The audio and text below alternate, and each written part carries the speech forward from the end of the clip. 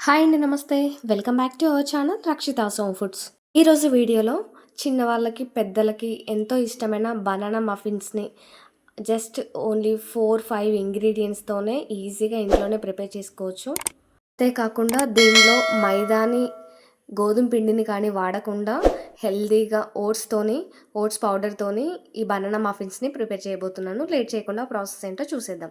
ముందుగా బాగా పండిన 2 బనానాల్ని తీసుకుంటున్నాను నేను.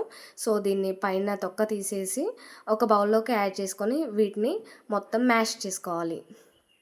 నెక్స్ట్ ప్రాసెస్‌ని చూసే ముందు ఎవరైతే మన ఛానల్‌ని ఫస్ట్ టైం చూస్తున్నారో ప్లీజ్ లైక్ చేసి సబ్స్క్రైబ్ చేసుకోండి. సో, ఈ విధంగా మొత్తం మ్యాష్ చేసుకోవాలి ఒక ఫోర్క్‌తోని. సో, ఈ విధంగా మ్యాష్ చేసుకొని పక్కన పెట్టేసుకోవాలి. నెక్స్ట్ ఒక మిక్సీ జార్ తీసుకొని అందులోకి నేను ఇక్కడ క్విక్కర్ ఓట్స్‌ని తీసుకుంటున్నాను. ఈ క్విక్కర్ ఓట్స్‌ని ఒక 1 ½ కప్ వరకు నేను మిక్సీ జార్‌లోకి వేసేసుకుంటున్నాను. ఇందులోకి ఒక హాఫ్ కప్ వరకు బెల్లంని యాడ్ చేసుకుంటున్నాను. ఎందుకంటే మనకు స్వీట్‌గా ఉంటది కదా బనానా. సో, అందుకని కొంచెం తక్కువనే యాడ్ చేసుకుంటున్నాను. అలాగే పావు కప్పు వరకు ఆయిల్‌ని వేసేసుకొని నెక్స్ట్ ఇందులోకి మనం మ్యాష్ చేసి పెట్టుకున్న బనానాల్ని వేసేయాలి. సో, మూత పెట్టి ఎంత వీలైతే అంత స్మూత్‌గా పట్టుకోవాలి. సో, గట్టిగా అనిపిస్తే కొద్ది కొద్దిగా కాచి చల్లార్చిన పాలనే వేసుకుంటూ స్మూత్‌గా మిక్సీ పట్టుకోవాలి. సో, దీన్ని వేరొక బౌల్‌లోకి షిఫ్ట్ చేసుకోవాలి. సో, ఈ బనానా మఫిన్స్‌ని చేయడం నేను కూడా ఫస్ట్ టైము. సో, చాలా టేస్టీగా వచ్చాయి.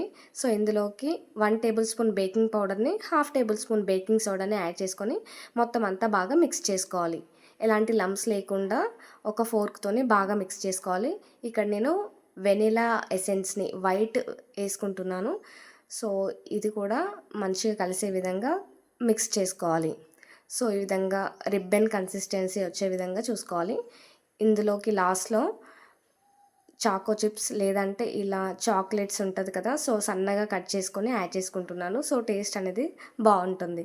సో, ఈ విధంగా మిక్స్ చేసుకొని పక్కన పెట్టేసుకొని నేను బనానా మఫిన్స్‌ని చేయడం కోసం ఇక్కడ చిన్న గ్లాసుల్ని, అలాగే బౌల్‌ని యూజ్ చేస్తున్నాను. సో, కప్ కేక్స్ లాంటి బౌల్స్ ఉంటాయి చూడు, అవి కూడా వాడుకోవచ్చు. సో, నా దగ్గర అవైలబుల్‌లో లేవు కాబట్టి నేను ఇందులోకి ప్రిపేర్ చేసుకుంటున్నాను. సో, దాంట్లోకి కొంచెం ఆయిల్‌ని గ్రీస్ చేసుకొని మైదాతో లేదా పిండితో డస్ట్ చేసుకొని మనం ఇంతకుముందు బ్యాటర్‌ని ప్రిపేర్ చేసుకున్నాం కదా! దాన్ని ఒక హాఫ్ అమౌంట్ వరకు లేదంటే ఒక ముప్పావు కప్పు వరకు మనం ఇందులోకి యాడ్ చేసుకోవాలి.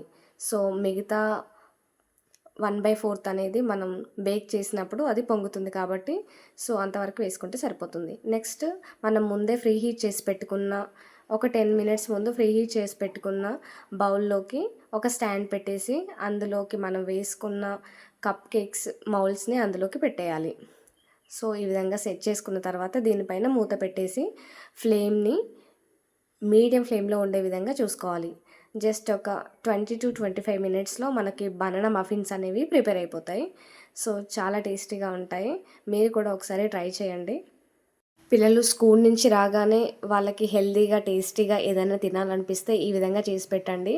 హెల్త్‌కి కూడా చాలా మంచిది. సో, ఈ విధంగా నాకొక 25 మినిట్స్ తర్వాత ఈ విధంగా మంచిగా పొంగుతూ వచ్చాయి. కంప్లీట్‌గా చల్లారిన తర్వాత మనం ఇలా నైఫ్‌తోని లూజ్ చేసి బోర్లిస్తే ఈజీగా డీమోల్ట్ అయిపోతాయి. సో, చూడండి చాలా స్పంజీగా వచ్చాయి. చాలా టేస్టీగా కూడా ఉన్నాయి. మీరు చేయవలసింది బ్యాటర్‌ని స్మూత్‌గా మిక్సీ పట్టుకోవాలి. సో, అలా అయితే మనకు మఫిన్స్ అనేవి ఇంకా బాగా పొంగుతూ వస్తాయి.